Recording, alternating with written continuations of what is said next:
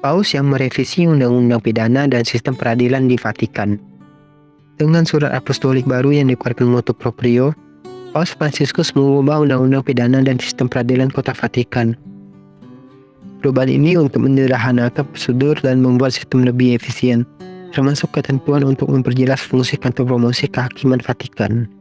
Mengingat kebutuhan yang muncul selama beberapa tahun terakhir di sektor administrasi peradilan di Vatikan, Paus Fransiskus telah menetapkan beberapa perubahan dalam Undang-Undang Pidana dan Sistem Peradilan Negara Kota Vatikan. Keputusan ini akan dimulai berlaku pada tanggal 13 April tahun 2023. Dalam motu proprio terbaru yang diterbitkan pada hari Rabu tanggal 12 April tahun 2023, Paus menyebut perubahan itu sebagai penyesuaian lebih lanjut yang diperlukan untuk mengatasi masalah yang meningkat yang muncul dalam beberapa tahun terakhir, dengan beban kerja yang meningkat berikutnya untuk peradilan yang karenanya membutuhkan tanggapan cepat dan adil di bidang prosedural. Dia merujuk secara implisit proses peradilan yang sedang berlangsung di Kota Vatikan, dan khususnya pada Pengadilan Vatikan, atas dugaan salah kelola dana tata suci yang dimulai pada tahun 2021 dan masih berlangsung. Menyederhanakan prosedur. Perubahan tersebut bertujuan untuk menyederhanakan prosedur dan meningkatkan efisiensi peradilan di Vatikan. Perubahan ini termasuk antara lain definisi yang lebih jelas tentang kewenangan penyelidikan dan penuntutan dari kantor promosi kehakiman Vatikan. Perubahan juga menjelaskan kemungkinan untuk menambahkan 3 dewan hakim.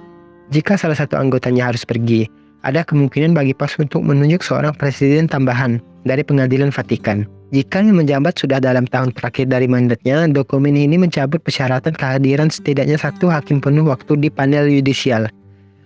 Ketentuan terakhir telah diperkenalkan oleh Undang-Undang Nomor 351 yang mereformasi sistem peradilan Vatikan yang diumumkan oleh Paus pada tanggal 16 Maret tahun 2020. Fungsi kantor promosi keadilan. Paragraf pertama undang-undang tersebut sekarang diganti dengan teks sebagai berikut.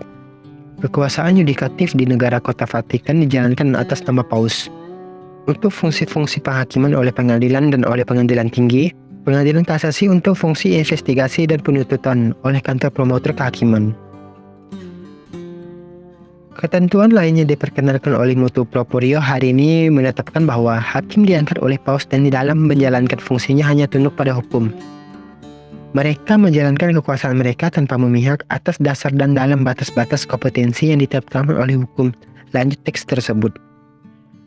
Surat apostolik menetapkan bahwa mereka dapat mengajukan permintaan tanpa penuntutan kepada pengadilan ketika mereka yakin bahwa syarat-syarat pemberian pengampunan yudisial telah terpenuhi, atau bahwa kejahatan dapat dianggap sebagai identitas kecil karena perilaku, kepribadian terdakwa, kerusakan yang ditimbulkan pada orang yang tersinggung atau bahaya yang ditimbulkan, atau sehubungan dengan tindakan reparasi apapun yang mungkin telah dilakukan terdakwa.